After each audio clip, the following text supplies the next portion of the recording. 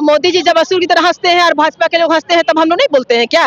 वो तो खुद हंसते हैं। वो तो असुर क्या महाअसुर की तरह महिलाओं का अपमान किए हैं। तो वो 3 साल के बाद फिर उसको याद आया तो महा असुर का काम किए ना महिलाओं को। वो असुर राक्षस जिसको कहेंगे, वो ना उनको महिला का ख्याल है, ना युवा का ख्याल है, ना किसान का ख्याल है, ना देश के नागरिकों का ख्याल है। तो असुर तो बन गए हो, सबका हक खा करके बैठे हुए। क्या लगता है आप लोग को आरक्षण मिल पाएगा कि नहीं मिल पाएगा? आप लोग बिल्कुल मिलेगा, बिल्कुल मिलेगा, मिलेगा? बिल्कुल मिलेगा। आप लोग तो विरोध कर रहे हैं आरक्षण बिल का। हाँ, तो देश की महिलाओं को ठगने का काम कर रहे हैं। हम मांग करते हैं झारखंड के, उनका कहने से क्या है कि कांग्रेस ने विरोध किया। कांग्रेस ने संविधान को बचाने का काम किया। सभा से नारी शक्ति वंदन अधिनियम गिरने के बाद से ही सियासत गरमाई हुई है। एक और भाजपा कांग्रेस को कह रही है कि कांग्रेस और उसके सहयोगी दल जो है महिला विरोधी है। वहीं कांग्रेस का कहना है कि 2023 में जो सर्वसम्मति से बिल पास हुआ था महिला आरक्षण को लेकर, उसे आप लोग जल्दी से जल्दी लागू करिए। संशोधित बिल को लागू हम लोग नहीं करने देंगे क्योंकि इसमें आरक्षण जो है ओबीसी महिलाओं को नहीं मिल रहा है, ठीक से आरक्षण उन्हें नहीं मिलेगा। बिना जातिगत जनगणना के ये लोग परिसीमन करने का भी विरोध कर रहे हैं। अभी फिरायलाल चौक में मेरी मौजूदगी है और झारखंड कांग्रेस की महिला विंग द्वारा जो है आज यहाँ पर प्रधानमंत्री नरेंद्र मोदी का पुतला फूका गया है। आप देखिए कि यहाँ पे दर्जनों की संख्या में महिला कांग्रेस कार्यकर्ता यहाँ पहुंची हुई है और यहाँ प्रधानमंत्री नरेंद्र मोदी का ये लोग पुतला फूके हैं।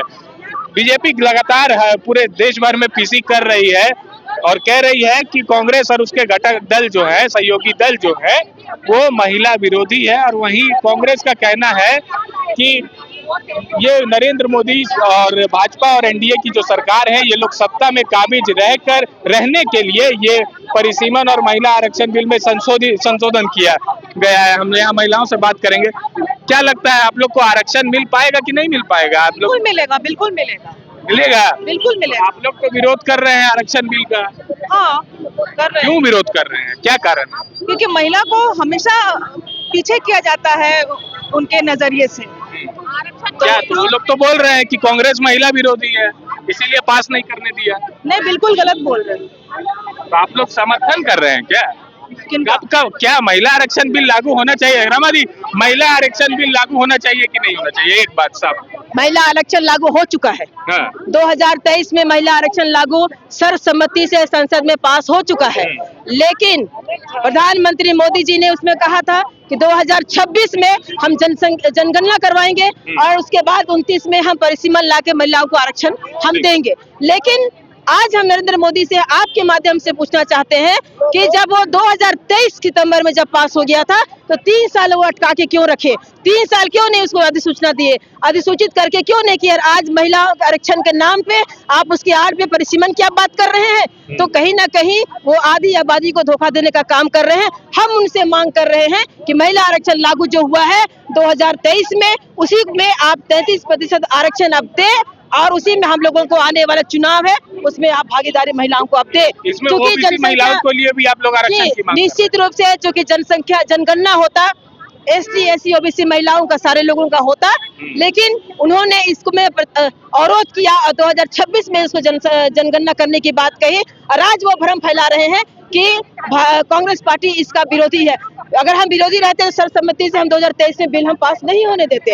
और हमारे राजीव गांधी का सपना था, आप देखेंगे कि जब 93 में जब संविधान के 73वां और 74वां संशोधन जब किया गया, नगर निकाय का चुनाव और उसमें पंचायती राज का चुनाव में महिलाओं को 33% का आरक्षण मिला और लोग आज कहीं ज्यादा उसे भागीदारी सुनिश्चित लोग कर रही हैं। तो हम आपके माध्यम से हमारा मांग है कि आप जो अभी 543 हमारा संसदीय सीट है उसमें आप अभी लागू करें, आज करें। और हमारा कांग्रेस पार्टी उसमें है। 2023 का लागू करिए, अभी जो संशोधन हुआ उसको नहीं मान रहे हैं। देखिए संशोधन कहाँ हुआ? वो लोग लाए हैं जो लाए हैं, बिल तो गिर गया। कैसे मतलब बिल तो गिर गया। 133वां 131वां मतलब 131 ये संविधान के संशोधन में वो ला रहे थे, लेकिन वो बिल गिर गया। आप 2/3 बहुमत से आप नहीं पास कर पाए, इसलिए गिरा आप विपक्ष समझ रही है बातों को कि जिस प्रकार से वो संघीय ढांचा को खत्म करना चाह रहे हैं मोदी जी अपने तरीके से, तो ये चलने नहीं देगा। विपक्ष समझ रही है इन चीजों को, और आज विपक्ष उनके जो झूठा का बेनकाब था, जो झूठ का बेनकाब थे, जो जनता को हमेशा से भ्रम फैलाते थे, उसको आज बेनकाब हमारा लोग किया है। क्या क्या शर्त पे ये लागू हो जाना चाहिए? हमारा शर्त यही है कि 2023 में आपने जो नारी बंधन बिल आप लाके पास किए हैं, कांग्रेस पार्टी पूर्णतः उसमें सहयोग की थी, और उसी को आप लागू कीजिए, अभी कीजिए, आज कीजिए, विशेष सत्र बुला करके आप कीजिए, और उसी में 33% आरक्षण आप महिलाओं को दे, ताकि आने वाला जो चुनाव है उसमें महिलाओं की भागीदारी बढ़ेगी। भाजपा के नेता कह रहे हैं कि जब संसद में ये बिल जब गिरा, तब कांग्रेस के जो नेता है असुरों की तरह हंस रहे थे, और कह रहे हैं कि इसीलिए वो लोग तो महिला विरोधी है, दिख रहा है चेहरे पे। अब मोदी जी जब असुर की तरह हंसते हैं और भाजपा के लोग हंसते हैं, तब हम लोग नहीं बोलते हैं क्या? वो तो खुद हंसते हैं, वो तो असुर क्या महाअसुर की तरह महिलाओं को अपमान किए हैं। जब 2023 में जब उन्होंने बिल पारित किया, तो वो 3 साल के बाद फिर उसको याद आया, तो महा असुर का काम किए ना, महिलाओं को वो धोखा दे करके। तो अपने आप को बचेंगे नहीं, देश की आधी आबादी समझ रही है, जनता समझ रही है, इसलिए तो बिल गिर गया। अब मोदी घबराए हुए हैं। आप लोग देखे होंगे कि जब उनका विशेष 8:30 बजे जब लाइव आता है, 52 टाइम्स 58 मतलब 58 बार हाथ जोड़ते हैं। ये नौटंकी अब नहीं चलेगा। देश की जनता 11 साल में आपको देख ली है। आप प्रेस में आते हैं, बेरोजगारी की बात नहीं करते हैं, आप यहाँ पर महंगाई की बात नहीं करते हैं, लेकिन जहाँ बंगाल की चुनाव आ गया, किसी राज्य का चुनाव आ गया, तब आप बात करते हैं, तब आप महिलाओं को आगे मिलाते हैं, और इसी महिला को आप धोखा देने का काम करते हैं। ये अब नहीं चलने वाला है। हम लोग कमर कस लिए हैं, पूरे देश में इसका विरोध हो रहा है। सारे लोग, आज जो पढ़े लिखे लोग भी हैं, वो लोग भी आज दबे जबान पे इसका विरोध कर रहे हैं, और मोदी जी का जो झूठ का जो पर्दाफाश हुआ रहा है उसको देखने का काम कर रहे हैं। नरेंद्र मोदी से आप लोग महिला बिल का विरोध कर रहे हैं, जो नारी शक्ति वंदन अधिनियम उस बिल का विरोध कर रहे हैं। भाजपा कह रही है कि तो ऐसे तो कांग्रेस और उसके सहयोगी दल महिला विरोधी हो जाएंगे। वो कुछ भी कहेंगे, नौटंकी अब चलने वाली नहीं है। नारी वंदन ये हमारे राजीव गांधी जी ने लाए थे, जो 73वें संशोधन और 74वें संशोधन के तहत पंचायत चुनाव और नगर निकाय चुनाव में 50% आरक्षण दिए। 2023 में नारी वंदन के तहत आरक्षण बिल आया, और वो बिल एक कानून बन चुकी है। तो ये नहीं दिख रहा है कौन सा कानून की बात करते हैं, कौन सा विधेयक की बात करते हैं, ये समझ से परे है, और महिलाओं को, देश की महिलाओं को ठगने का काम कर रहे हैं। हम मांग करते हैं झारखंड के, उनका कहने से क्या है कि कांग्रेस ने विरोध किया, कांग्रेस ने संविधान को बचाने का काम किया। अच्छा, 23 में जब आप लोग सर्वसम्मति से इसको पारित कर दिए थे, तो अभी इसका क्यों नहीं समर्थन दे दिए? तो क्या कारण क्या था? कारण ये है, ये महिला आरक्षण विधेयक नहीं था। इस आड़ के तहत उन्होंने कहा कि हम 800 से ऊपर ले जाएंगे, तब महिला आरक्षण बिल लागू करेंगे। पहले परिसीमन करेंगे, पहले परिसीमन करेंगे। तो आपको क्या लगता है पहले क्या होना चाहिए? नहीं, पहले कोई परिसीमन नहीं होना। 543 में से पुरुष क्यों लड़ेंगे, उसमें 33% पहले लागू करना चाहिए, 2029 में लागू। तो जातिगत जनगणना पहले होना चाहिए, फिर उसके बाद होगा। अरे गन्ना और परिसीमन बाद में होते रहे, पहले आरक्षण तो लागू कर दे। अगर हिम्मत है तो 2023 का बिल को लागू करें, 33%। बीजेपी के एक बड़े नेता झारखंड आए थे, असम के पूर्व मुख्यमंत्री, अभी केंद्र मंत्री है, तो वो कहते हैं कि जब ये बिल गिरा संसद में, तो कांग्रेस के नेता है कि असुर राक्षस जैसा हंस रहे थे। असुर तो बन गए जो बैठे हुए सरकार, हो असुर राक्षस जिसको कहेंगे, वो ना उनको महिला का ख्याल है, ना युवा का ख्याल है, ना किसान का ख्याल है, ना देश के नागरिकों का ख्याल है। तो असुर तो बन गए हो, सबका हक खा करके बैठे हुए। आज महिलाओं का देश भर के हक को खाने के लिए वो बैठे हुए, नौटंकी कर रहे, देना नौटंकी भी कर रहे, लेकिन संजोग इतना बौखलाए हुए हैं कि उनकी पोल खुल जा रही है।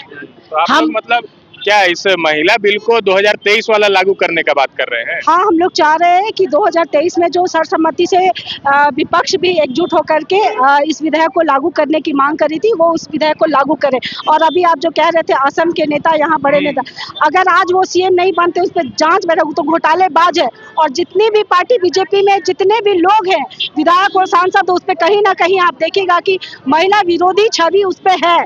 कुछ लोग हैं जो महिला खिलाड़ियों के साथ भी यौन उत्पीड़न किए और वहाँ सांसद बने बैठे हैं। तो ये तो महिला विरोधी पार्टी ही है। मतलब बीजेपी महिलाओं को सम्मान नहीं देती। सम्मान नहीं देना चाहती है। अगर देती तो बंगाल चुनाव में ही आरक्षण दे देती ना महिलाओं को, लेकिन वो चाहती ही नहीं है। तो इतनी जो योजनाएं चला रहे हैं केंद्र सरकार महिलाओं के लिए, वो गलत है क्या? कौन सा योजना की आप बात कीजिएगा? मैं यही बताना चाहती हूँ कि बीजेपी की जो महिला नेत्रियां हैं वो किस मुंह से बात करती हैं महिला की। आप देखिए कि आए दिन जो बीजेपी शासित राज्यों में महिला के साथ बलात्कार जैसी घटनाएं हो रही है, वहाँ बीजेपी महिला बात नहीं करती है।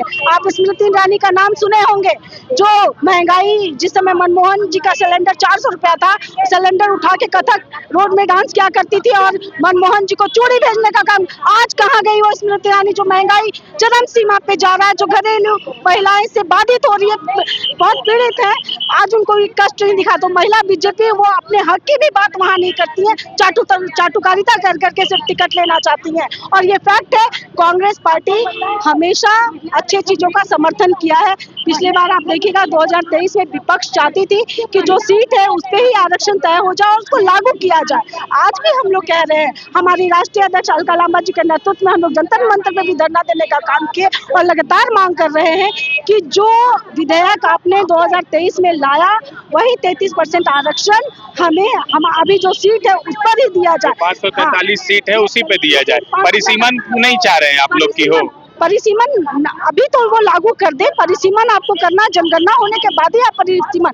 आप कहीं ना कहीं आप देखिएगा कि बीजेपी की ये जो मानसिकता है, वो जो 543 सीटों पे पुरुष प्रधान जो कहते हैं, जो सीट विराजमान है, वो नहीं चाहते हैं कि उस सीट से छोड़े महिलाओं के लिए। तो इससे स्पष्ट हो जाता है किस महिला को बेवकूफ बनाना चाहते हैं। सारी महिला जागरूक है और वो जान रही है कि मोदी जी सिर्फ राजनीतिक लाभ लेने के लिए चुनाव को देखते हुए, बंगाल का चुनाव है और उसको देखते हुए आनन फानन में महिला वोट सिंपैथी लेने के लिए ये लाई है। लेकिन महिलाएं भी समझ रही है कि अभी आप जनगणना करिएगा, आरक्षण होगा, वो भी आरक्षण आप दीजिएगा कि नहीं, ये सिर्फ टालने की बात है। इसलिए महिला कांग्रेस आज हम लोग मांग करते हैं कि 2023 का महिला आरक्षण विधेयक बिल को पास किया जाए, लागू किया जाए, आज किया जाए, अभी किया जाए। जहां 27 वर्षों के सफर में 17,000 से भी अधिक छात्रों ने डॉक्टर एवं इंजीनियर बनकर भरे सफलता की ऊंची उड़ान, जहां साधारण छात्र भी झारखंड टॉपर्स बनकर बना रहे इतिहास। दूरदर्शी शिक्षाविद श्री विपिन सिंह के मार्गदर्शन में मेडिकल एवं इंजीनियरिंग के लाखों छात्रों के लिए आशा की किरण के रूप में गोल नेशंस लीडिंग इंस्टीट्यूट।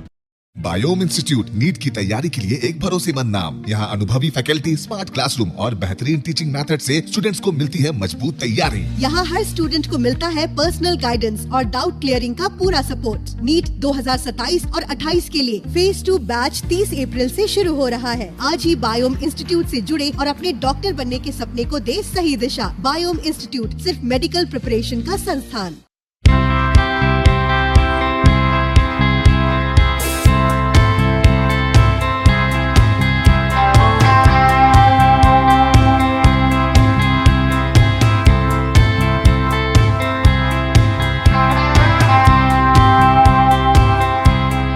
आप भी है देश सेवा के लिए तैयार तो आपका सपना होगा साकार।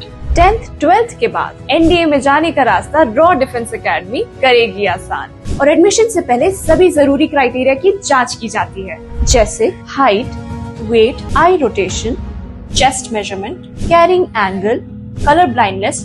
यहाँ एक्स एंड सर्विंग ऑफिसर्स के गाइडेंस में रेगुलर एसएसबी और वो सब कुछ जो आपके एग्जाम क्रैक करने के लिए जरूरी है। मतलब एडमिशन से पहले ही आपको पता होगा कि कहाँ मेहनत करनी है। तो ज्यादा इंतजार मत कीजिए क्योंकि नए बैच की डेट अनाउंस हो चुकी है और अधिक जानकारी के लिए स्क्रीन पे दिए गए नंबर पर संपर्क करें। प्रतियोगिता परीक्षा की तैयारी का एक मात्र संस्थान NIBM banking, SSC, railway, JPSC परीक्षा की करे तैयारी। जौहरी का भूमिका ये संस्था अदा कर रही है और हीरा चमक रहा है। पूरे NIBM परिवार को मैं तहे दिल से धन्यवाद देती हूँ कि उन्होंने अपने कुम्हार के रोल को बहुत अच्छी तरह से निभाया। मेरा सिलेक्शन IBPS CSA में बैंक ऑफ महाराष्ट्र में हुआ है। करेंटली मेरा RRBPO में हुआ है। मेरा सिलेक्शन बैंक ऑफ इंडिया में एज ऑफिसर स्केल 1 हुआ है। मेरा सिलेक्शन इंडियन ओवरसीज बैंक में एज अ PO हुआ है। NIBM झारखंड का एक मात्र संस्थान। TheFollowUp.in Like, share and subscribe. www